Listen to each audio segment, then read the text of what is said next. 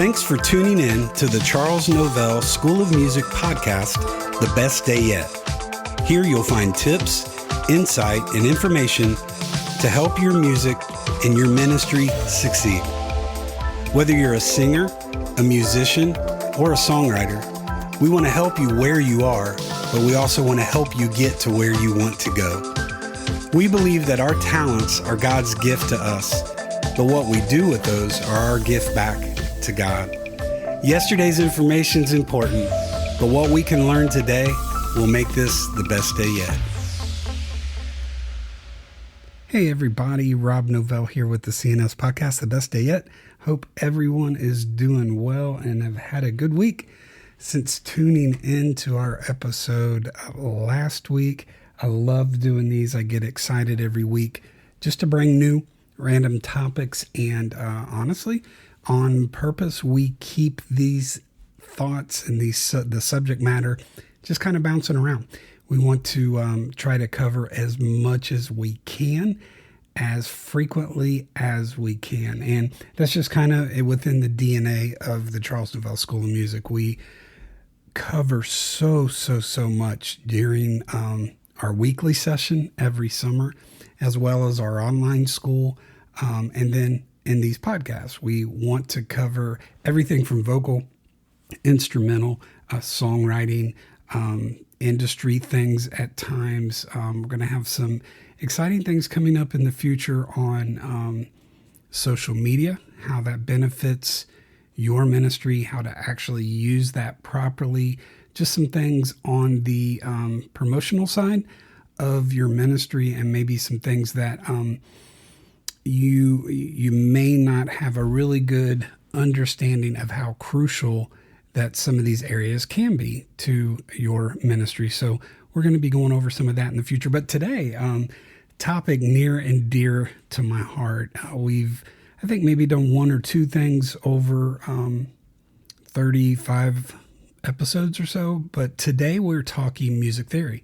And you know what? Out of everything we do, music theory is probably the topic in the area that's honestly kind of most dear to my heart, because music theory may be the most misunderstood aspect about music learning. I know so many times people, when we talk about music theory, a lot of times people will get the misconception that theory is dull and boring, that it's just a bunch of written rules and all the regulations and the restricted side of music, that it's just going to make you book smart. But however, it is quite the opposite.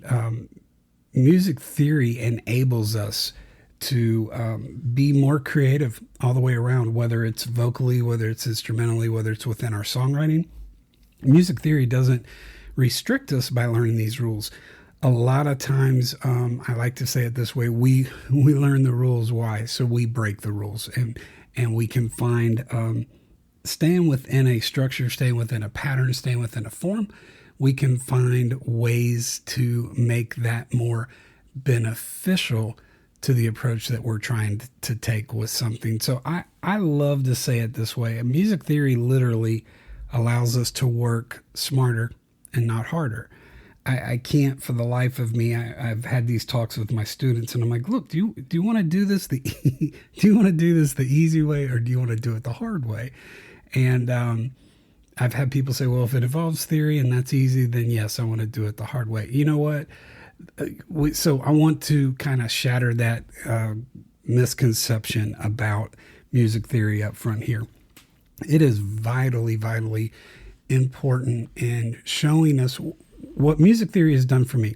Music theory and working smarter, not harder. It shows me the patterns in music, the patterns behind things and how things work. And it lets me think in a way that if I'm sight reading, it allows me to read easier. If I am improvising, I am approaching and playing things theoretically. It has, through the years, especially in the recording studio and on that side of things, music theory has opened doors for me. It's allowed me to do things and to make a living arranging and producing and orchestrating and doing different things that are part of the Christian music recording side of things. It has kept me from being limited. Again, just the opposite. So many people say, look, if I learn this theory, then I'm just going to have to do things this way. No, it opens your mind. It opens the creativity to see more possibilities. So I want to go over some things today that I just think are benefits that we can share and benefits that we can see from learning music theory. Number one, studying music theory allows you to have a better understanding of music. It is the fundamental building block of composition and musical composition. And it really can be an asset to your growth as a musician.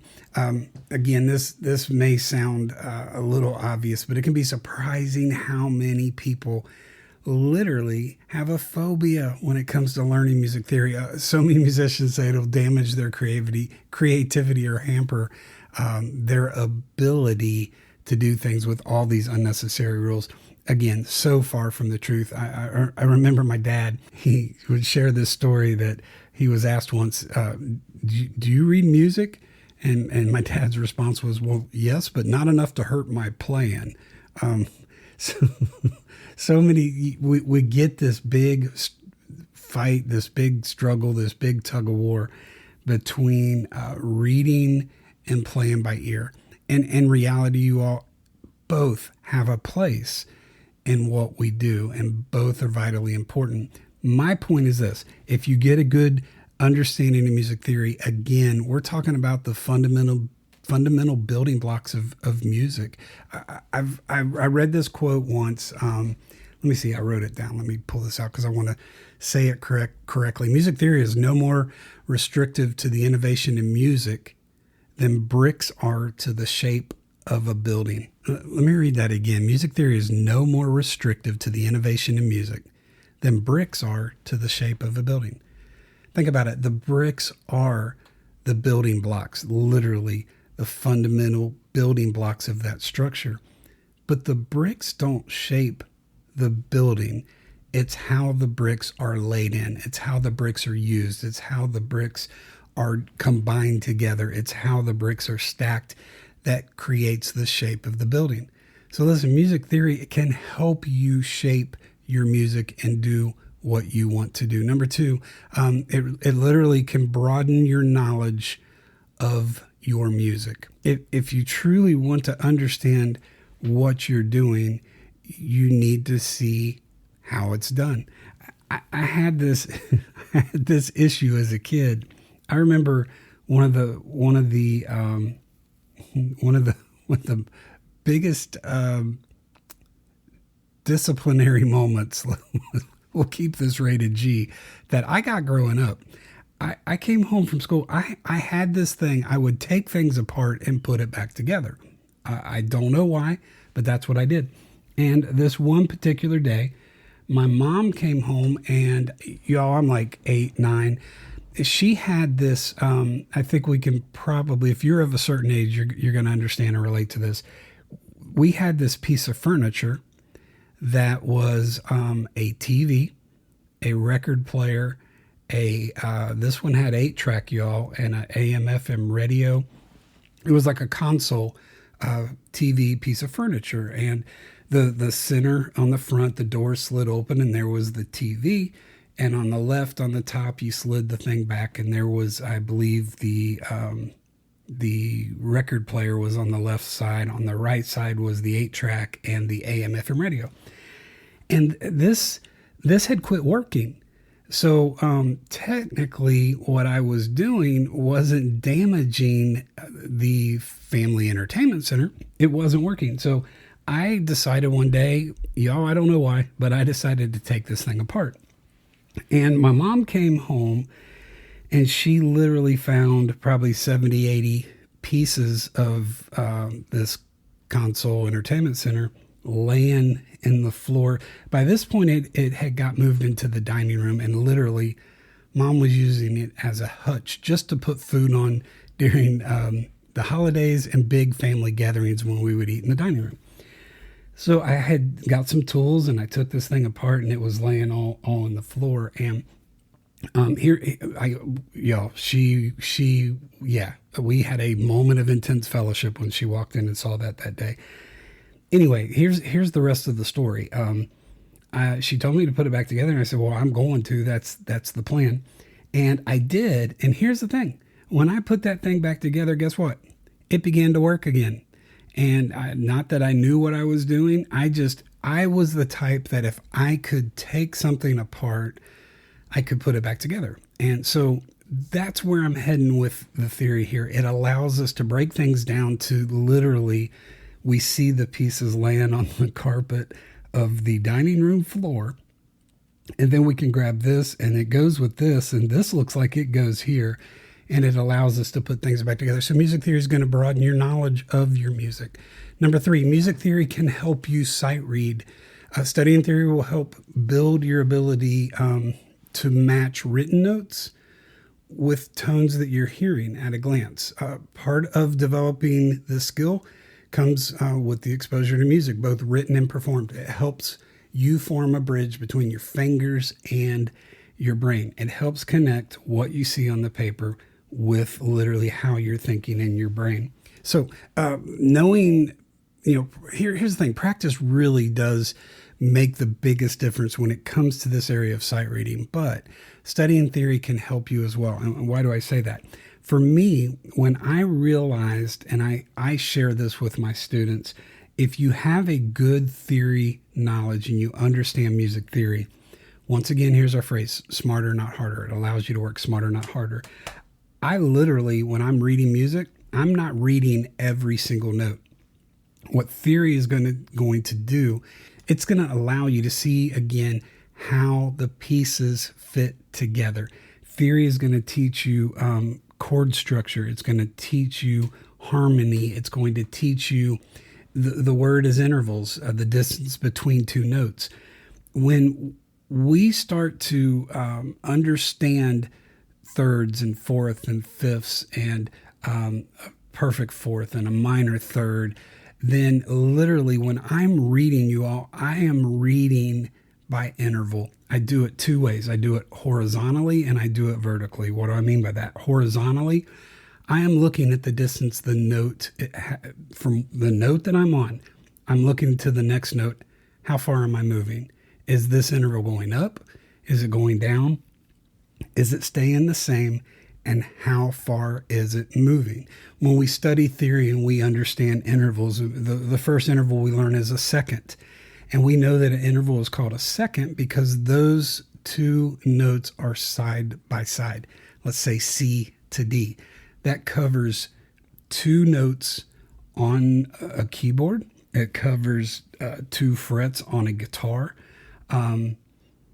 It also covers 2 degrees on the staff. If we specifically say middle C, first ledger line below the treble clef, C, and then D is up on the very next space. It covers 2 degrees as well on the staff. So if I'm playing a C and then the next note goes to a G, I'm not reading the G. I'm seeing that as a fifth. I'm seeing that progression has changed by a fifth. So that's how I do it horizontally. Vertically, if it's a 4, 5, or more note chord that's printed on the music, I am seeing the structure. We can see root position chords. They're very visual. Root position chords are stacked neatly, either line, line, line, or space, space, space. So if I'm looking at a measure and the very next beat has 4 notes in it, I see 3 of them are stacked neatly. All I have to do is read the bottom note and play that chord in that root position. You can also see when we get into our inversions of our chords, first and second inversions, you can also see that interval vertically as far as the bottom note, like a C chord in first inversion is E, G, and C. That bottom interval of that chord is going to be a major third. E to G. That top G to C, that's going a fourth. So I can recognize theoretically by sight, through my sight reading and how theory has helped my sight reading, I can recognize those intervals both horizontally and vertically. It helps tremendously in the area of your reading. So again, theory gives you the building blocks. It gives you the puzzle pieces. So knowing how chord arrangements fit together in practice and in composition makes them easier to spot when you're sight reading. So if you've got the knowledge theoretically, it helps with your reading. On the subject of reading, if you do not read music, all you're doing again is limiting yourself and handcuffing yourself and creating shortcomings in your development. I would encourage you very, very much so. Obvious side benefit to learning music theory is you learn to read music. It will do nothing but help your music. I promise you. Music theory, the number 4 thing here, theory can help you play more accurately. Naturally, having a solid grasp of the fundamental building blocks, again, that we keep talking with theory of music, is quite helpful when it comes to actually playing your music. What do I mean by that? I'll tell you exactly. I'm glad you asked, because I'm going to tell you what I mean by that. When I am performing a piano solo, as I'm playing through that song, so let's go back to my practice session. When I build an arrangement, I'm doing it one of two ways. I'm either doing it off written music, or I am developing an arrangement by ear based around theory and composition, building blocks, form and structure, all the rules of theory. So when I'm performing a piece, I am constantly thinking in my head of that chord progression. I am thinking the number system. Music theory allows you to have an understanding of the number system. In music school, if you pursue music on a collegiate level, at most colleges and universities, you are going to learn. In classical music, we analyze music with Roman numerals. A capital I for a 1 major chord, a capital IV for a 4 major, a V, capital V for a 5 major. The number system is the exact same approach, but we just use our normal Arabic numbers versus the Roman numerals. So as I'm playing in performance through a piece, I'm thinking, okay, I'm getting ready to go to a 2 minor 7 here, and then I'm going to go, actually it's a 2 minor with a major 7 interval, and then I'm going to a dominant 7 chord following this. What does that mean?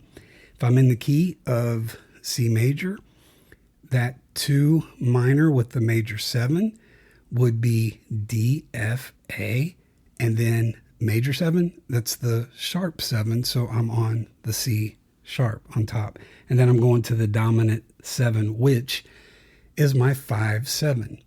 And our dominant 7th is the flatted 7. So I'm going from a D, F, A, C sharp on top to a G, B, D, F natural, the flatted 7 for the dominant 7. So I'm thinking that way. That helps me with my chords and the progression. It also helps me if I'm playing arpeggios. A lot of times I'm looking, analyzing, I'm seeing what arpeggio am I playing. Okay, I'm playing for my C arpeggio here. Actually, I'm playing that in second inversion because I'm playing G, C, E, G, and then repeating that up and back down. So I'm looking at that as theory, as the inversion of the triad that I'm playing that arpeggio off of. So we can play our arpeggios in root position, first inversion, second inversion, and I'm thinking that way as I'm playing through my pieces. It's just a simple approach. Again, smarter, not harder. So it helps me when I may have an arrangement with a key change or several key changes in it. I am thinking, in music theory, we can learn the whole circle of fifths and learn our keys that way. but a lot of times I'm thinking of a half step modulation or a whole step modulation or a perfect fourth modulation. I am thinking interval wise. I am thinking how far am I going, and that just helps me. Scale passages, you all. Oh my goodness. I am thinking, okay, the notes I'm playing. I'll do this a lot of times. I'll play a 2 minor 7 in my left hand, and then I will play a 2 minor descending scale in my right hand. And so constantly I'm thinking, all right, this is a minor scale. Which version is it? Is it the pure form? Is it the harmonic? Is it the melodic? How am I approaching this according to the key that I'm in? How am I forming and building and constructing this? Now, I'm talking a lot instrumentally. Vocally, you all have no idea what you're missing out if you do not know music theory. Music theory is going to help you so much with parts and with harmony. I see this a lot in our churches. I travel, I minister, I go out. I hear a lot of different, and it's awesome. I love it. I have the benefit and the privilege and the opportunity to hear a lot of different music programs because I'm in a lot of different places. And there are times that I hear the sopranos and the altos are doubling, and most of the time it's because no one knows to tell them that they're doing that. If you've got an understanding of theory, not only is it going to help you individually, but it's going to help your ear, and it's going to help you point out some of these areas. Okay, let's keep going. So the next one, number 5, it can help you, music theory can help you improvise more freely. What do I mean by that? We talked at the beginning. I've had musicians tell me, you know what, if you tell me to play by the rules, then you are handcuffing me from being able to play freely. And it's quite the opposite, you all. Again, if you understand theory, we have our scales in music, we have our major scales, we have our minor scales, we have blues scales, we have pentatonic 5-note scales.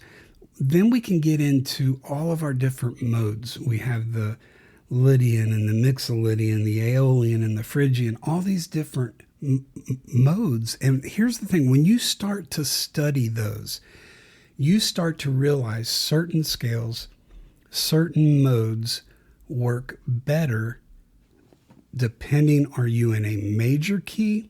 Are you in a minor key? Is it a primary 1, 4, 5 progression? Okay, well then this scale can work here. This scale can work there. We have the pentatonic scale, great scale for improvising. I work, when I start to get my students, either piano or guitar or bass guitar, when I start to get them into improvising, we always talk about the pentatonic scale. And then we will introduce the minor pentatonic scale. And depending whether we're on a major or a minor chord, those pentatonic scales open you up to allow you to start improvising. We have a whole approach, and this is something else I do with my students, chord tonal improvisation. Chord tonal improvisation. What do I mean by that? We can improvise based around the notes of our chord. If we're playing a C major chord, it's a triad. We have 3 notes there. We have a C, a E, and a G. We can play, I can play a C chord on the piano in my left hand, and as long as I'm playing an E, a G, and a C in any combination, any form, shape that I want in the right hand, it's going to work against that chord. Then as we get into added chords, if it becomes a C dominant 7, we're adding in now the flat 7, the B flat. So now I've got a 4th note. I can play that chord in my left hand, and not only do I have the C, the E, and the G, now I have a B flat that I can work from there. We can learn different blues scales. And when the students start to hear how those notes begin to complement and accessorize in one hand or within the improvisation, how those notes begin to accessorize and add to the chord progression, man, the excitement level begins to go up. So music theory is going to allow you to improvise more freely. Number 6, music theory and understanding of music theory is also going to allow you to transcribe your music. Why is that important? Well, how many songwriters that might be listening had an idea, they didn't jot it down, and went to bed the next morning, it's gone. Understanding music theory will literally allow you to write down a melody line, a rhythm pattern, a chord progression, exactly how you hear it. You could put pen to paper and you could archive that and hang on to that. Go to bed, get a good night's sleep, wake up in the morning. Guess what? It's on that piece of paper and you can get to work again. Okay, let's talk one more thing here. Kind of the final thing. Learning music theory can help streamline your learning. What do I mean by that? Here's what I mean. I have so many students that will come in and they've learned to play things. Maybe, it's 2023. YouTube is huge. I so wish I would have had YouTube growing up. I may have turned into a halfway decent musician had I had all that learning and all that information at my fingertips. But I'll come in, they'll be playing something, and I'll ask them, hey, play that again. I really like that. And then they get done. And my first question is this: do you know what you were playing? Do you know what chords you were playing? Do you know what chord progression? Do you know what rhythms you were? No, it's just how I heard it, and so I'm reproducing it. Here's the thing. If you understand chords, if you understand intervals, if you understand rhythms, if you understand scales, if you understand how intervals form chords, if you understand added chords and that a C9 is just a C major with an added ninth note of the scale, subtract 7. If that gets over the octave, that's a 2. So really, in reality, it's a C, E, G with a D added in there. That's a C9. When you start to understand that, then you know what you're playing. Part of what I try to do with my students is I try to get my students to the point when we learn a song that they could turn around and teach it to someone else. That's how well I want them to know that. Music theory is what allows this to happen. It's probably the most practical reason. Streamlining your learning, this last one we're talking is probably the most practical reason today to begin applying music theory to your music. Having this foundation and having all these forms and structures, it truly will open new doors for you. Knowing the name of chords, notes, and the role that different notes play together and form different things, it's going to give you, if you're an instrumentalist, it's going to give you a better understanding of your instrument as well. So listen, there are more pros than cons to adding music theory into your life and into your music. So I want to encourage you, if you haven't, man, get into it. We can help you with that at CNS. We have a music theory book. It's a self-teaching music theory book that we offer in our CNS teaching series. So you can contact us off the website, www.cnsmusic.com. You could purchase a copy of that book. We have it both in hard copy form that we can mail to you, or if you would prefer, we do have an ebook version that you can download, work off of your computer, tablet, or device. So listen, find a love and a passion for music theory and watch what it does for your music. And when you do, you know what? It's going to make today become your best day yet. Y'all be blessed. Thanks for listening to the Charles Novell School of Music podcast, The Best Day Yet.